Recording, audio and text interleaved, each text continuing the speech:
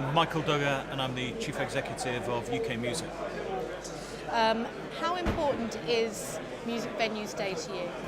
Well, Music Venues Trust do an amazing job, not just today on Venues Day, but right the way throughout the year, constantly campaigning on behalf of grassroots music venues across the length and breadth of the country, which are so important if we're going to protect this fantastic live music scene that we've got and give that stage to the artists of the future and that next generation of talent. So Music Venues Trust does a brilliant job, not just on Venues Day, but all year round.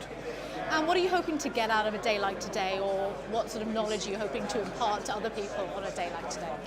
One of the things I talked about today was an appeal really for the audience to include venues from across the whole of the country. We've got such expertise here. These people are the front line really for the live music industry to give us the information we need, the evidence we need to go to government to say, look, you've got to do much, much more to protect our grassroots music venues, whether that's on changes to planning or whether that's on licensing or whether that's on business rates. So I hope bringing people together here on Venues Day for the Music Venues Trust, we can do that.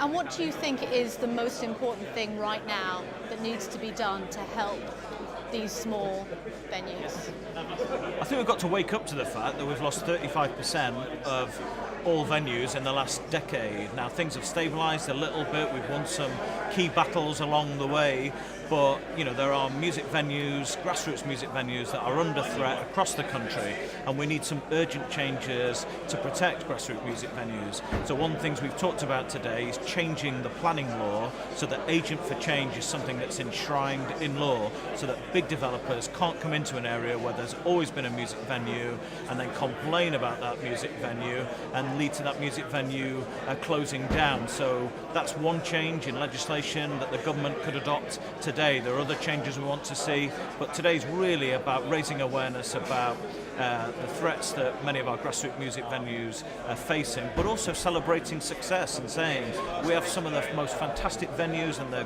best live music scene anywhere in the world, and we should be really proud about that, but we've now got to make the changes to protect it. Finally, if you had a message that you could give to people who go to these shows, live music fans, about these very small venues, what would that be?